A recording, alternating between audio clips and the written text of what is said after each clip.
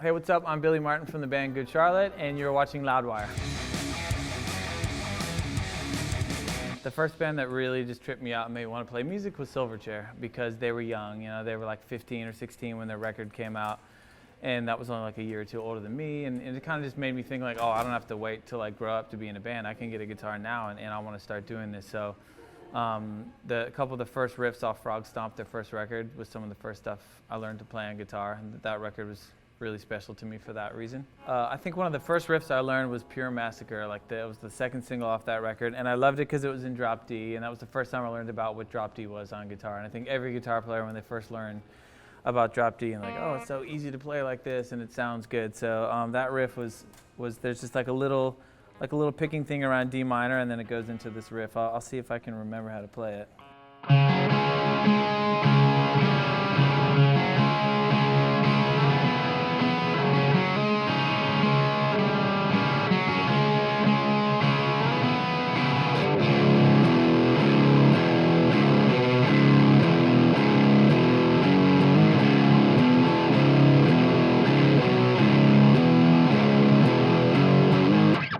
Really simple, but I remember learning that and just like mind blown and thinking that was like the coolest ever. And it's funny, I don't think I've played it for like 15 years, but I remember exactly how to play it. I mean, Daniel Johns from Silverchair played PRS, and that was the reason I wanted to play too. I also grew up in Maryland, where the PRS factory is, and that this is like a Maryland guitar. So all the good guitar players and all the local bands, like everybody wanted to play PRS, and so that's also kind of a cool home connection for me. And just random that this like kid from Australia in my favorite band like also was playing PRS. So that's pretty much the only guitar I've ever played, and that's all I've really ever thought about playing.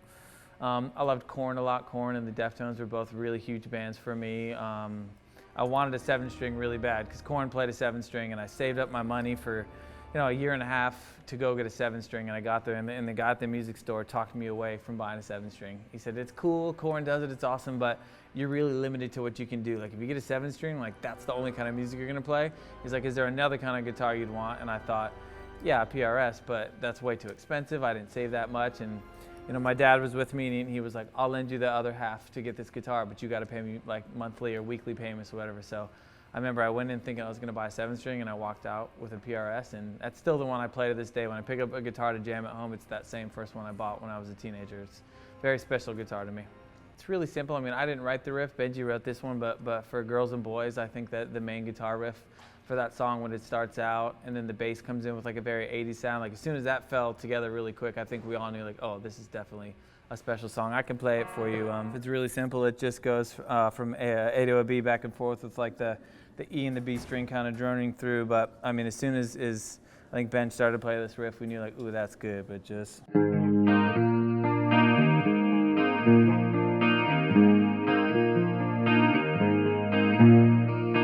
Really simple, but just sounds so pretty and just works. Yeah, that definitely was one I think right away we thought, yeah, that's good.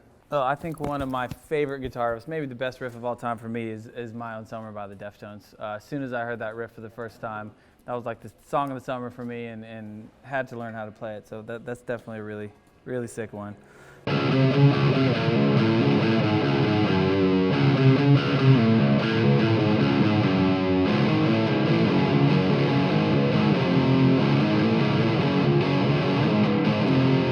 Another riff I probably haven't played in years, but I'm never going to forget how to play that one. I love it.